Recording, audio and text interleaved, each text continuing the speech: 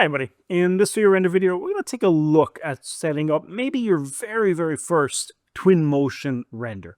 Now maybe you've seen some really amazing Twinmotion renders online, or you've decided maybe getting into visualization, automotive or mechanical or architectural rendering, or you just want to make stuff, but you don't know where to start, and you're worried that Twinmotion might seem really dense with lots of sliders and buttons and controls.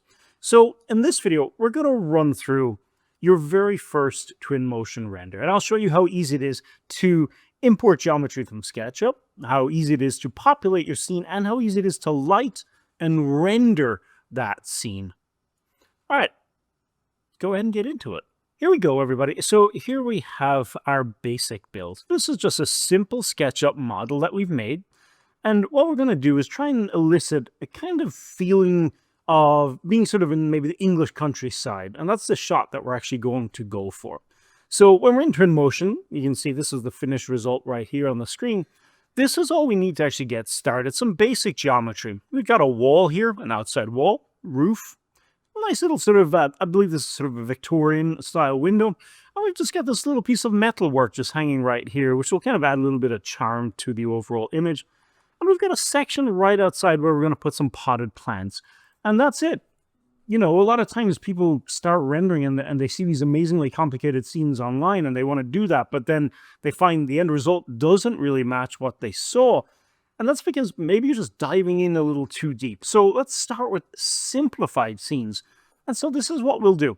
Once we're happy with it, just go ahead and Control S and save. Over in Twinmotion, what we'll do is we'll go import and we'll click here to import our file. We're not doing any data smith, just regularly, we're just going to load that SketchUp file into Twinmotion. When you select your file, and you can see here's my file right here, you'll have a couple of options.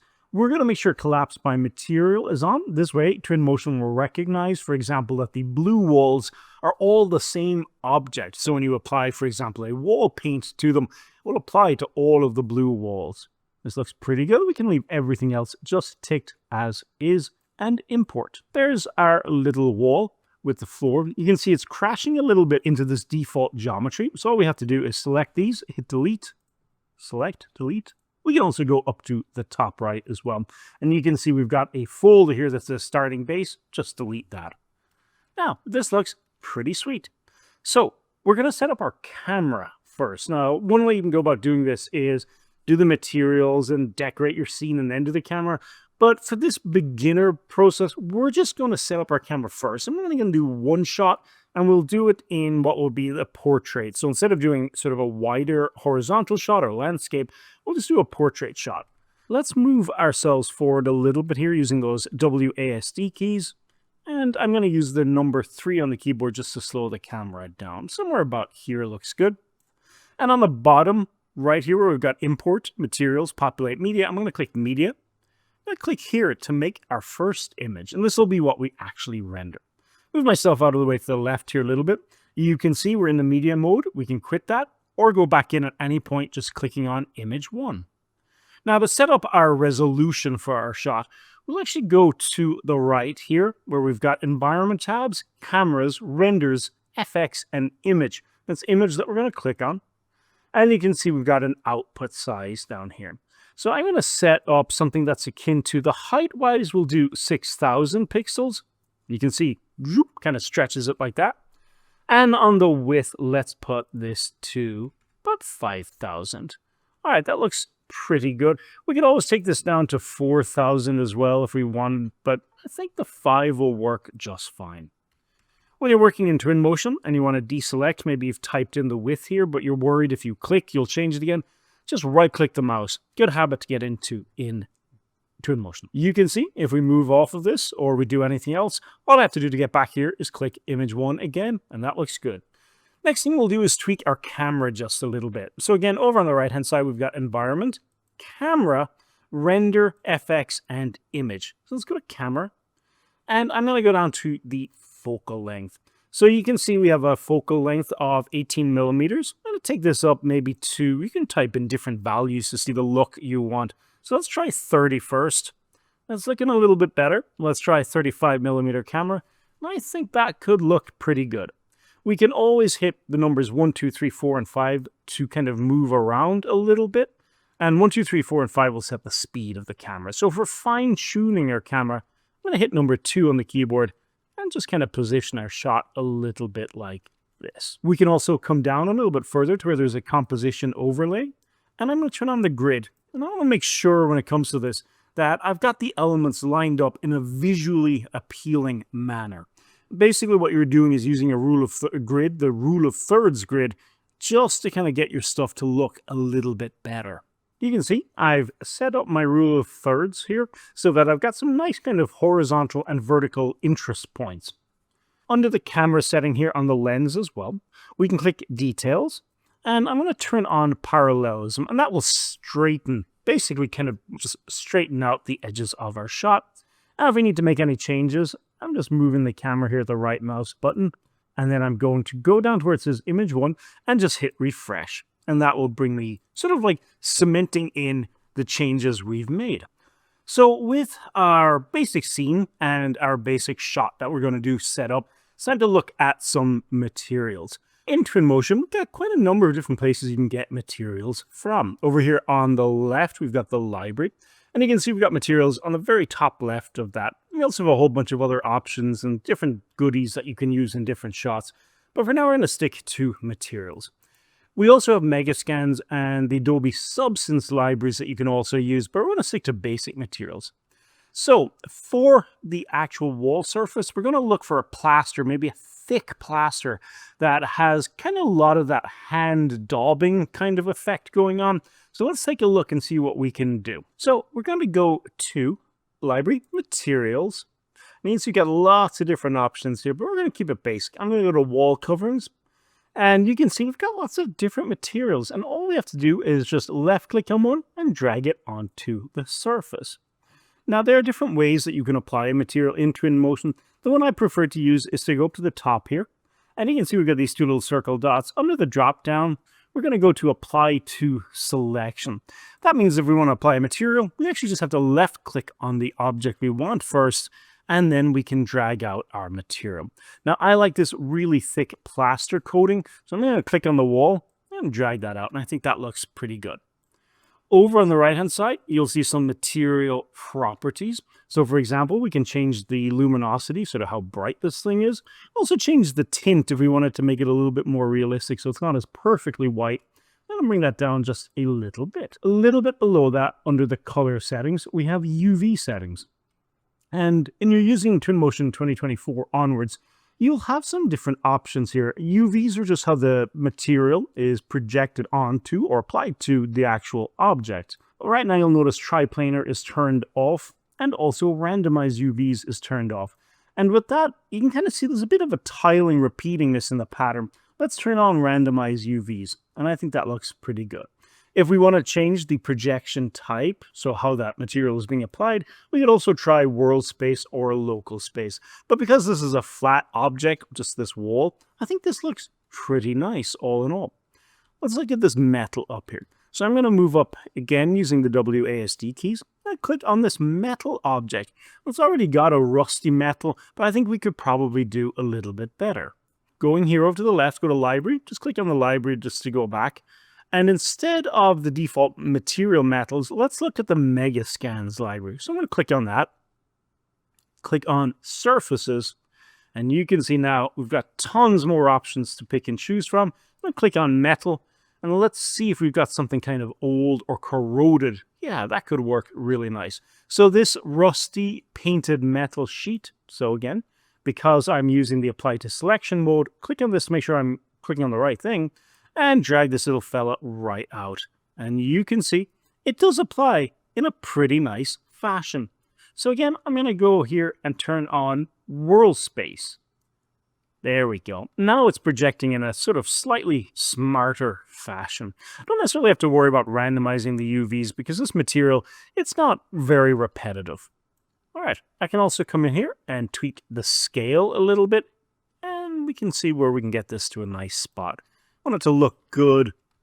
I think somewhere around there. To do the same again, I'm going to click on this chain link right here. And instead of dragging over from the top left, I'm going to go to the bottom of the screen, click on Materials, And you can see, here's all the materials in my scene. Now, some of these were practice ones, and you'll notice I've got a lot of different ones here that aren't highlighted with this tick box. So that says they're not being used in the scene. So all we have to do is click this little button right here, clean up, to get rid of them. There we go. To reapply this material, I'm going to select the chain. I'm just going to drag out this rusty material, this rusty metal, and there we go. Looks pretty nice. Now, for the glass, we will actually go back to the library in the top left corner, materials and glass settings. And I'm going to select these glass panels or panes. I'm just going to drag out the top left one, clear glass. Okay, that seems to be working quite nicely. I'm going to select all of this sort of yellow color. There we go. That looks pretty nice. And if we zoom in here, you can kind of see a slight bit of an issue just because this object has also picked up some of that glass material, but that's all right. We'll probably change that to something else in a bit. Now, for the window pane, what I suggest doing is going to click on it. We're going to go over to materials. For this, generally what I'll end up doing is using plastic, and this very, very pink, trippy looking one, drag that out. It's a perfect plastic material. It's just the wrong color. So go over to the right where the color options are, where it says tint. Click on that, put it back to generic white. All right, looks pretty good. Let's go to our media tab on the very bottom, go back to our regular image, and that looks pretty nice. It'll work for a basic shot. We may make some changes. I may pull the camera back a little bit. And if we do make changes just a little bit like this, okay, just make sure to go back down to where it says image 1 and click that little refresh icon. There we go. So this is looking a lot better. I'm going to apply a white material on the inside. So quit material mode or media mode. And I'm inside in the house now. So I'm going to left click this green wall and I'm going to go library, materials, wall coverings, and matte painted wall, which is probably my default favorite material. It is the perfect, just generic white material. Now, in order to first test this, I've gone back to image 1 and I'm going to hit this big button up here, which is the path tracer. The shortcut is the R key. So just tap that and you'll see a little spinny thing. And there's our first path traced render. Now the house itself looks a little bit basic and needs some decorative elements. So we're going to quit the medium mode. I'm going to find a nice tile for down here. I'm going to start adding in some foliage to make this look a little bit better. So library. Let's do materials, move myself out of the way again. And what if we did so? I'm going to scroll down here, and I like the look of this little cobblestone. This thing looks kind of nice to me. That looks pretty sweet. All right. Now, to get foliage, we're just going to go to the library for foliage. So library, vegetation, and I'm going to start here by kind of placing in some bushes and some shrubs just to make this look a little bit more natural, because right now this environment doesn't work very well. Let's go to the bushes tab, and you can see we've got a lot of different options here. We want this shot to look pretty dense with foliage. Now, as I work, I can come down here on this image, and I'm going to click the media preview button. And there we go. That's a nice little shortcut that shows our actual render. So if I was to drag this bush out here, you can see on the right hand of the screen, it's actually showing up exactly as it will in the render. And so, yeah, I think we need to put a ton of foliage back here. You can also quit the media mode and just manually place the foliage. So just drag out different greeneries, make this look as dense as possible. I want this to look like a very English style garden. And what that means is we need to put in just a lot of greenery. In addition, you'll notice if we scroll down, we get access to quite a lot more different plants. And so you can come in here and just sort of build up your foliage in a very sort of natural and organic way. If we need more foliage assets, we can go back to the library, mega scans, and we can look for 3D plants. And here you'll find a huge array of different sort of house plants and natural garden plants and all sorts of greenery that you can add to your scene. So let's try garden plant. I'm going to go bush, and you can see we've got some here. Now, how these generally work is that you can just download them. You can see it's spinning as it goes ahead and download. Download speeds will vary quite a bit. Some assets are fast and some are slow. You can drag these directly into your scene, and it will create a simplified cluster. You can see we've got about 5 or 6 different types. You can also hover over, and in some cases you get an option here that says make variants, and you can click on that and Twinmotion will download or generate variants for you. Work your way through these. Take your time, find plants that you like the look of. I'm going to use a lot of these boxwoods right here. So my boxwoods have downloaded and my variants are available right here. So I'm going to drag out this nice big square looking one, and this is going to act as kind of a background breaker. So hiding the background a little bit with these pre-made boxwoods. And the boxwood's a great catch-all for pretty much any scene that you're working with in Twinmotion. If you need big areas of foliage covered, boxwood's a pretty good plant to work with. So there we go. We've got all of these have come in. So I'm going to drag this little guy forward. I'm going to use the size slider over here to make it a little bit bigger. You can say I don't need this anymore, so I can close that out. But that's not big enough just yet. So at the top of the screen, I've got options for move, rotate, and scale. Let's scale this little fella up. And then I'm going to move it using the move options. Just drag it on the green axis. I'm going to bring him, crash these right in. I think that looks good. So look at our stored camera. Yeah, things are starting to look a little bit better. I like this. And then we're just going to maybe add some more of these lovely boxwoods. You can bring the whole cluster over if you want, or bring over individual elements as you see fit. We want this to look like a very natural, very organic garden. And so I'm happy to kind of just grab all these different boxwoods and put them in different spots and just kind of make it a bit messy, a bit noisy, a little bit organic looking. Nothing too sort of planned. Go back to image 1. Turn on the path tracer, and that'll give you an idea of how things are starting to look at the moment. Some nice foliage in the shot, looks very nice. And if we want more and more foliage, we can keep adding as we go. But one thing I do want to fix is this ground material back here. This white doesn't look good. So let's go Library, Materials, Ground. We'll do Nature. I'm going to drag out just this sort of grassy dirt. This is a great catch-all for everything. This just, it's a bit of a lawn, a little bit outside. Quite happy with that. Now, I also want some more trees and some more foliage in this shot. But look at that horizon. I'm going to fix that. So I'm going to just right-click to deselect everything, left-click on this starting landscape in the background, and just hit Delete. But that gives you a very harsh horizon line. So to fix that, we can just go to the ambience up here. Go to the environment, scroll all the way down, and horizon. I'm going to turn on enable. I'm going to click on the picture here where it says city, put this to countryside or mountains. Either will work fine. I think that will read very, very nicely. So looking back at image 1 again, let's do a quick little render here. And by the way, because I'm in the path trace render mode, you do want to make sure that you turn this on and then make sure to turn the horizon on here. And then hit the refresh button. So there, looks nice. Change it from city to countryside. There we go. Looks pretty nice. Really, any changes that you make while you've got the path tracer on while you're in media mode, just want to make sure you hit the little refresh icon so it stays. That looks pretty nice. All right, let's add some more foliage and some more trees. When it comes to the trees, you can see under the vegetation, we've got trees. We've got lots of different ones here. Some new ones down the bottom that you can download. And some of them are, kind of new and nice. And some are a little bit older and haven't aged as well.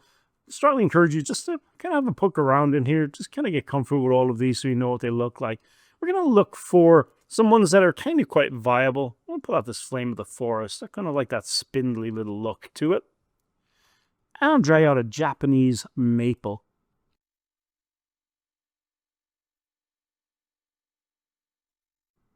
So let's take a look at what we got.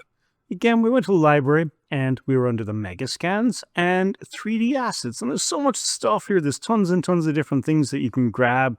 All sorts of stuff, some of which you'll use a lot and some you'll never use. Doesn't really matter.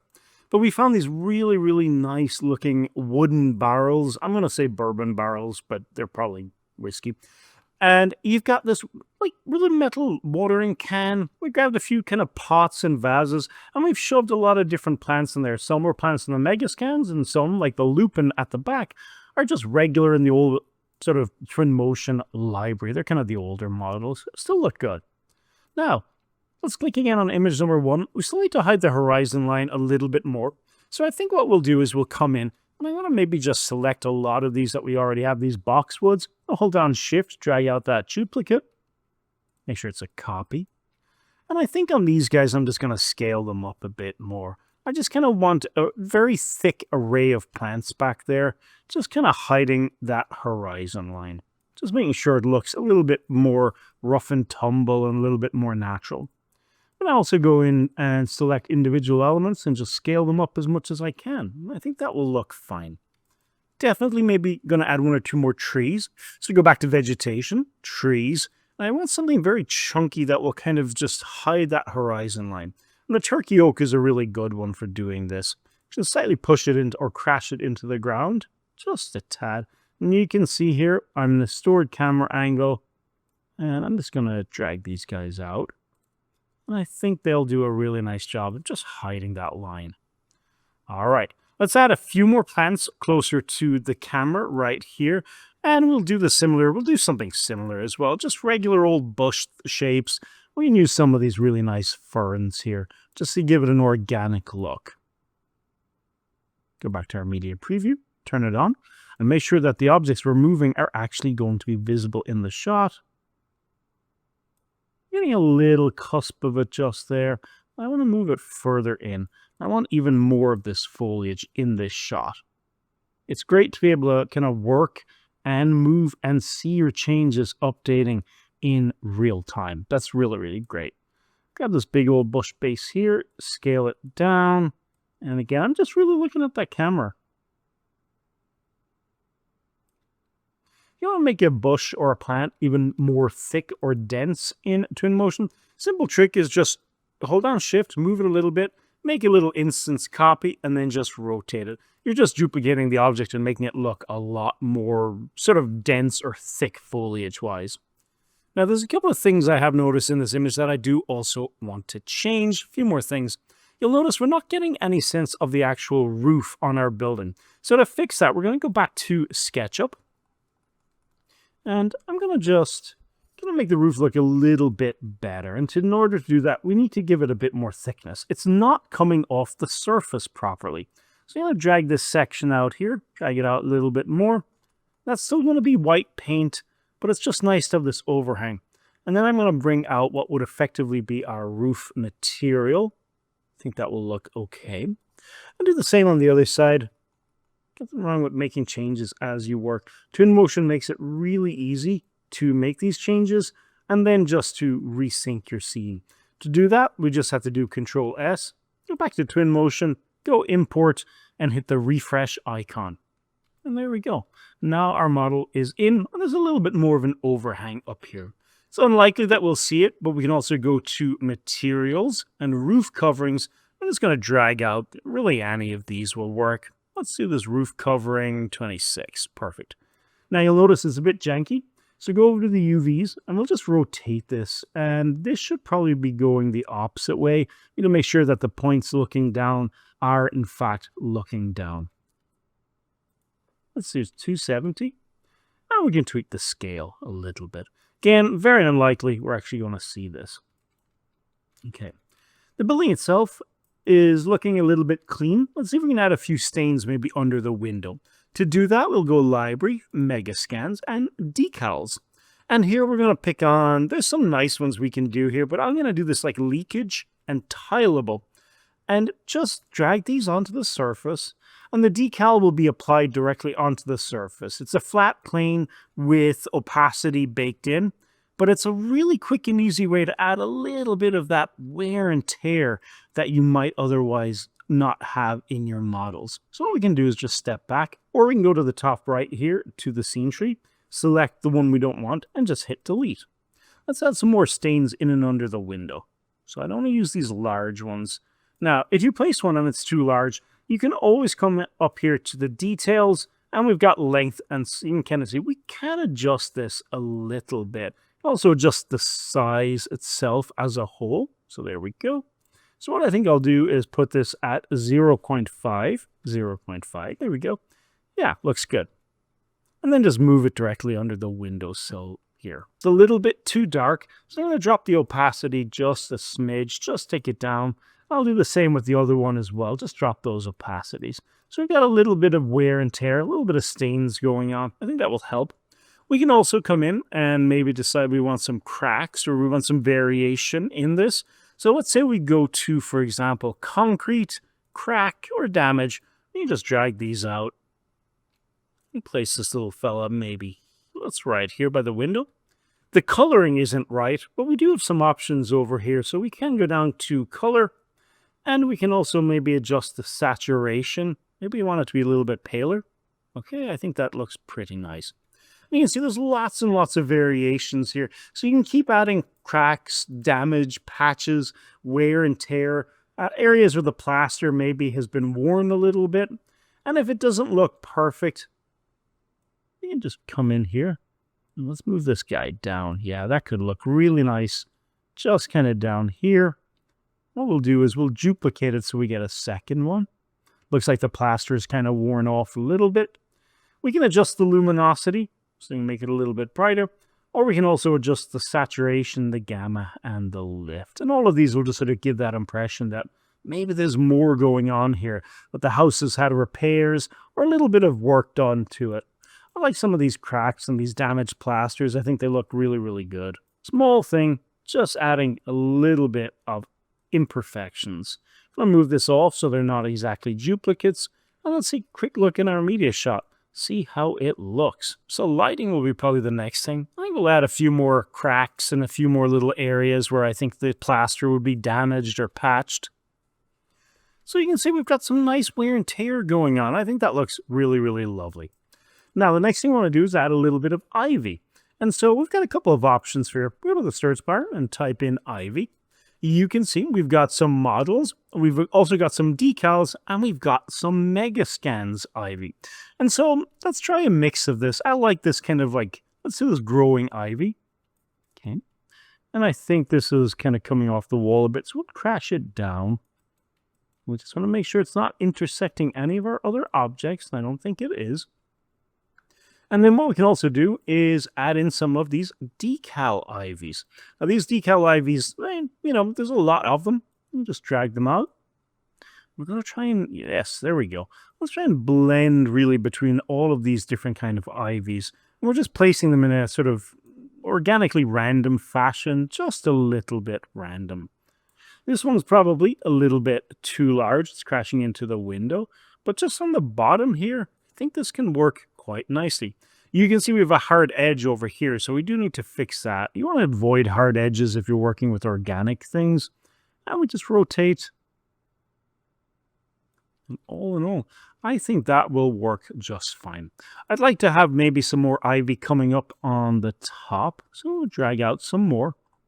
And maybe we'll try some of these different variations as well. So we've added our vines, and I think that looks pretty good. We did go ahead and replace the maple that was over here on the left with this really lovely plum tree. And I did add a curtain on the inside, just behind the window here. Not a big deal, but this should be enough to get you up and running. I did one more pass on the roof as well, just to give it more of an overhang. Let's get into the lighting now. We're over here on image 1. If I turn on the path tracer, you can kind of see what we're getting at the moment. Looks a lot better than the default render, but it's not there yet. I'm going to go down to image 1, click on the 3 dots, and I will duplicate this little guy. So I'm also going to click on the 3 little dots and rename this, and this will be image number 2. You can do this quite a lot, have a whole array of different images with different lighting setups. The best way to light this shot as your beginner render is over here on image 2. So I'm going to click on environment. I'm going to ignore all of the natural lighting and weather settings. I'm going to go down to the HDRI lighting environment, and I'm going to turn this on. You'll get a much more natural and organic looking result just by doing this. And so we can turn that off and turn it back on, and you can see with the path tracer enabled, what we're doing is lighting up the scene with a high dynamic range image.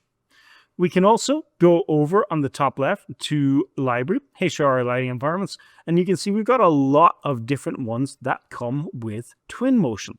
You can just download any of these that you actually want. So for example, MOAF Cloudy 12 or 11 is a very common one.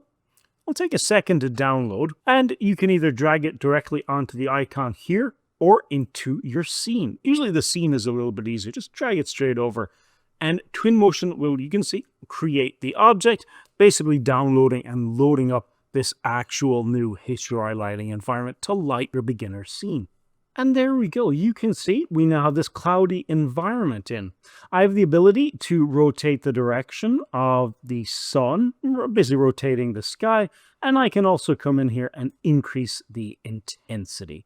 I strongly recommend if you're just starting out, you spend a bit of time with your beginner scene just trying different skies and lighting environments. There's a lot of really beautiful ones out there. For this shot though, we're going to actually use something different, library, HDRI environments, and we're going to go to actually outdoor. So here you can see these are HDRI environments that feature parts of the landscape in as well. So some of these will have obviously things in the background, so you got to be mindful of that. We're going to use this Lenong 03. So I'm going to drag this little guy right here. And you can see I'm going to rotate this. So I don't really want a lot of these trees in the background, but I think let's see how that looks. And I think that's looking pretty nice as is. My only concern with this one is we're not getting some of those lovely reflections in the glass that we would have liked. So what we can try doing is go down to Image 2, click the 3 dots, duplicate it again, and try different lighting environments. So you can see we've got lots of different ones here, and some of these will be really, really beautiful and really, really useful. We can also click on the 3 dots and go open, and this will allow us to search our own maybe hard drive or whatever it is for an external shot. Basically loading up a HDRI from your hard drive, and you can get lots of these online. Then drag this approaching storm. Let's see how this looks. So I think this one looks pretty nice. Again, you can see we got rotation. If we move our camera, you'll actually kind of see what we're talking about here. Here's our default sky. Here's the HDRI. Again, drag out the approaching storm one. I think this looks really nice. Get a nice mixture of blue. Also get some really nice gray clouds over there. And you can see our little sun is going to be right there. So you can get some really, really nice ones. Strongly recommend you try a bunch of different ones here. We may end up doing something different, but just so you know, you can also put these as backdrops, but we're not going to go into that for today. Let's try this Umlanget sunrise. So I'm going to click on Image 2 again and drag this little guy out. I think this will look really, really nice. So I'm going to rotate this. I'm looking at that sky. Look at the light just falling onto our building. I think that's going to look really, really lovely. And there's a nice warmth to this one because there's bits of creams and kind of pinks that do actually appear in this. Turn on the path tracer, just see how this looks. Getting a lovely dappled effect on the plaster. I think this might be the one to go with. We can adjust the intensity if we actually want, but honestly, I'm pretty happy with this all in all. Okay, the next thing to do then is look at some of our other settings. So I'm on Image 2, really like this HDRI that we have, the nice warmth that's coming to it. I may move our camera in a little bit further though. I'm seeing a lot of that sort of pop on the ground, and I think I want to see some more of the other nice objects that we have. When we do that, again, come back down here to Image 2 and hit refresh. I may end up deleting these other shots, but this all in all looks pretty nice. One thing I also want to do is looking at the vegetation over here. Maybe move some of these ferns around a little bit as well. That's looking pretty nice. So if we're happy with our lighting environment, there's a few more things we can mess around with. So let's go to the camera. I'm going to turn off auto exposure. We want to manually set the exposure of our shot. We're giving this kind of a nice dreamy feel. So I think maybe we'll do about 6. We can also adjust the white balance, which is, you can see if I go left to right, very blue, very warm. I like this slightly more neutral, so I think I'll put this at about 7,000. We can adjust the local exposure. So if I want, for example, the highlights to be brighter, I can do that. And we can also adjust the shadows, and I want these shadows to be kind of dark. I like that look. So let's see here. There we go. I think that will look very nice. Focal length we've already done. And we've already turned on parallelism. A vignette is going to darken the edges. You can see, very nice. And then we're going to put a sharpness of about 20. Somewhere between 20 and 25 will look good. We can turn on depth of field as well. So I'm going to turn on depth of field. I'm going to click that on. And we got some options here, but I'm going to pick the focus. I'm going to put the focus down kind of on this rosemary plant just here. And you can see the flowers near the camera have gone out of focus, and I can just keep moving around, clicking on whatever I want in or out of focus. So let's focus in on the rosemary. I think that looks really good. Right click to deselect, and I love this depth of field effect that we're actually getting. Now there's a few more things that we might want to mess with. Again, beginner render. Let's go to the render settings, path tracer. I'm going to put this to high. This will tell Twinmotion to render with 256 samples and about 10 bounces of light coming in. And that should give us a very high quality result. You can see that as we make changes here, the path tracer will start running again. And if we find, for example, maybe the depth of field is maybe just a bit too strong here, we can always come back because with the path tracer on, it'll just update as we go. We can also come into the FX tab, and I want to change the contrast a little bit. I'm going to increase the contrast to about 60 and take down the saturation. You can see very high saturation, low saturation. Let's bring this down to about 45. It makes it look a little bit more natural. In addition, we can also use some color gradients. These are basically kind of like LUTs. They're kind of pre-installed within Twinmotion, and you can get some really nice looks with these. There's some really very useful ones, and there's some not so useful that you're probably unlikely to ever really utilize.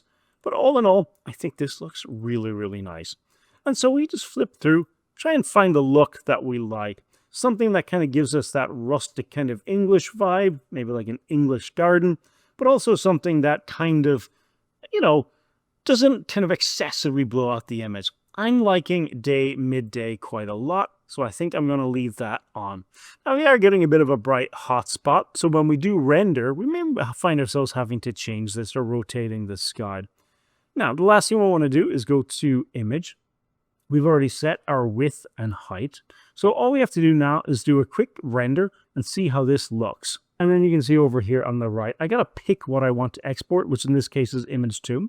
But I don't want to call it Image 2, so I think I'll click on the three dots, and I will maybe just rename this. So click on the three dots, rename, and we'll do, let's see, we did the Umlanga. So UMHLANGA,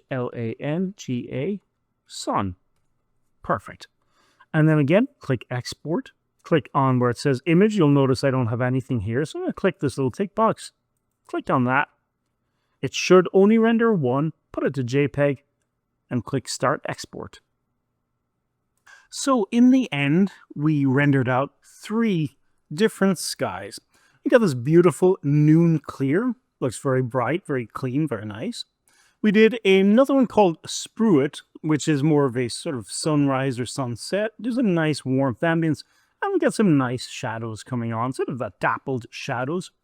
And then we've got the Umlanga sun. And so this is the one that I think we'll do a little bit of basic post-production in Photoshop. You can use Photoshop, you can use really any sort of AI or image editing software that you want to work with. But if this is your first render in Twinmotion, we'll just do some very basic post-production, nothing too complicated. So I've got my background layer. I'm just going to right-click, duplicate that little fella, and call it background copy. And then what we can do is in Photoshop or any other imaging editing software, we can do some sort of little changes to this. I'm going to make a brand new layer, grab a soft brush on the left. I'm going to change my brush back to just the default brush, just a nice big soft fluffy round brush. And I'm going to make it larger using the bracket keys. And change the color here just a little bit. I want it a little bit warmer. I think that looks nice. And I'm just going to brush in a little bit of light over here. There we go. I'm going to add a little bit more orange to that. I give this nice glow. I'm going to change the blend mode to maybe lighten or screen. So I think screen looks good, and then just drop the opacity down, just a little dash. So it kind of gives that kind of impression of sun, kind of blurring a little bit, just coming through the leaves. I think that looks nice. Right click, merge that one down. And then with that said, I'm pretty happy with that. So we're going to go filter, do some camera raw filter up here. Camera raw is basically the Lightroom built into Photoshop. Got a lot of different options over here. So the first thing we might want to do is just look at the light levels. We also have control of this histogram here as well. And so what we can do is we can always grab the histogram and make changes, kind of like this or that. Just kind of pull things to the left or right. Or we can use these sliders here. Now the overall brightness of the image, it's actually pretty good. I'll take it up just a tiny bit. Then the contrast, I'll bring a little bit more contrast in. Very little. Less is more on that. You can see on the right, we've got the whites seems a little high. So let's bring these down. You can see, crank it to the right, very bright. Crank it to the left, just take it to the left. The highlights will be kind of the brightest parts, but I'm okay with the look of that. And then let's see the shadows. Lately what I've been doing is darkening the blacks really dark and maybe just lifting the shadows a little bit. And I think that looks quite nice. Okay, maybe a little bit brighter on the blacks. You don't want it to be so dark. Under the color settings, I'm going to take the vibrance up, not 1,000,000%, maybe about 20. And take the saturation down a little bit. So each color looks a bit more colorful, but it's also a little less saturated, a little less cartoony looking. Under the effects, I normally go in, add a little texture, a little clarity. Just, just left click, see what you get. Now, dehaze will give it a dreamy quality. You can kind of see if I crank it to the left, very hazy effect. Crank it to the right, meh. So let's move this a little bit to the left. Give that dreamy kind of quality. That looks lovely. All right, vignette, I am going to do this. Darkening of the edges, just a little dash. And then a little bit of grain to add some noise and imperfections. Under curve, we've got the histogram here, but I'm pretty happy with the look of this so far. The color mixer will allow us to kind of go in and make certain colors pop more or less. Maybe take down a little bit. Some of the oranges are a bit bright. You can see it's really going to affect those flowers on the bottom. So take that down. Looks good. Take the luminance up just a little bit brighter. Now the greens is definitely one you want to mess with because you can kind of see we can make some of them pop a little bit. And we can also adjust the saturation. So maybe more realistic to have them not as saturated. Looks lovely. And I'm pretty happy with that all in all. Scroll on down to detail. Crank the sharpening. And this is super fine sharpening so you can see none. Super fine. Very nice way to put that. I think that setting will work just fine. And lens blur, we'll not do lens blur on this one. We'll paint it in by hand. Click OK. So you can see, there we go, the raw. And on the top there, we've got the one with some effects. I'm going to duplicate both of these. Hold down Shift, right click, duplicate these layers. And then we'll right click and merge those two that we've just done. So we got like basically 3 levels. I'm going to do that one more time as well. Duplicate layer, one more time. And on this one, what we can do is come in and just paint in a little depth of field. So we looked at that in Twinmotion, but I'm just going to paint this in by hand. And so I'm just going to left click and I'm brushing in this blur. It's at about 35% strength. So as I brush, I'll release the mouse, let Photoshop kind of catch up to what we've done. And I'm just brushing this in organically. Now we do have it on its own layer. So what we can do is come up to the strength here and actually to really take the strength up quite high. And remember, we're working on pretty, these are high resolution images. So I just want to make sure that a lot of this is out of focus, especially those flowers and stuff that's close to the camera. I don't want them to be very, very close. Yeah, they should be lovely and out of focus. They'll look a lot better and a lot more interesting when they're out of focus. And then we'll do the same. Now, another way we could go about doing this effect is actually to come in and go Filter, Blur, and Gaussian Blur. And I'm going to crank this really high. And you can see that's really out of focus there. Click OK. And you can see it's applying it everywhere. So I don't necessarily want that. So I'm going to come down to here to this little icon right here beside FX, add a mask. And the mask will allow us to use a normal paintbrush to paint in visibility, paint in using basically black, white, and shades of gray. So how it kind of works is Black, you can see as I brush in, will appear. I can hold down Alt and click on the mask, and you can see this is what I've been brushing in. And I just want to make sure that I'm on the layer. You can paint directly on the mask if you know what you're kind of doing. And those changes will be kind of updated here. So a mask will allow you to selectively hide parts of a layer. So my brush is very strong right now. I'm going to put the brush down to about 50%. Make sure my brush is set to black and white. And I'm going to make sure I'm on this layer here. Make sure I click on the mask. And I'm just going to start brushing in clarity again. Basically painting back in the bits that I want. So either of those approaches will work just fine. Painting with a mask or just painting with the blur tool, either one will work just fine. We want to make sure we get those cobblestones in and get this really lovely watering can and some of these kind of the barrels in as well. Okay. With that done, we can always come in and then just drop the opacity of this layer to get a nice transition. If I hide this layer, you can see there's a layer beneath. And turn it on, we're getting the blur layer.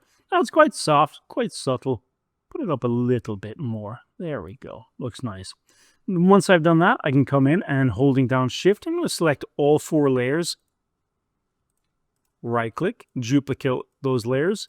Right-click again and merge those layers. So now we've got 5 layers, but the one at the top is the one with kind of everything baked on in. Are there a couple more things we can do? There are. Let's right-click and duplicate this one more time. I want to add a little dash more sharpness. So on this duplicate layer, I'm going to go Filter, Other, and High Pass. And you can see it's a grayscale kind of. What it's doing is picking up the edges. Click OK.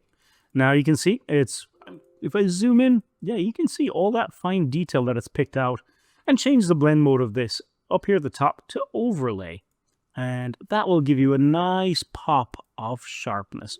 It's subtle, but it's a free sharpening effect. Let me just right-click and merge that down. And then lastly, we can come down here and make any adjustments that we want. So I'm going to grab a curves adjustment layer, and this has popped up. I'm going to update the histogram, and then I'm just going to click Auto. I'm just going to ask Photoshop to just kind of look at the image. And you can see what it actually did was make it a little bit darker. So I think that'll work just fine. So another option we can also do is use these presets. And so we can run through the presets and just see what looks good. Darker, increased contrast, lighter, linear contrast, so darker darks, lighter lights, and I think that works pretty nice. And then I'm just going to right-click and merge that one down. I'm going to do one more, which is going to be a... So we just did levels. I'm sorry, let's do levels, yeah. And again, just click the histogram here. And we can kind of see, what does Photoshop want us to do with this? Kind of wants to make it a bit too dark. I don't know if I love that, so I think I'll leave it as is. So just hit delete on that. And all in all, once you're finished there, you are done. All you got to do now is put your logo on it and then keep going. So when it comes to this, hopefully this tutorial has kind of taught you how easy it is to set up a scene in Twinmotion and how easy it is to render using the path tracer with some HDRI lighting environment. And for those of you who are kind of just brand new to this and just starting out, really, the best thing I can just say is you just keep going. Just keep rendering. Start with smaller scenes and then move on to bigger and bigger and bigger scenes. And just understand that, you know, almost everybody has been at some point is beginning with this. And so it's a journey. Take your time. You're going to get better the more you do it. All right. With that being said, I'm going to go ahead and leave it there for today. Thank you so much for watching. And I'll see you in the next video, hopefully pretty soon. Cheers.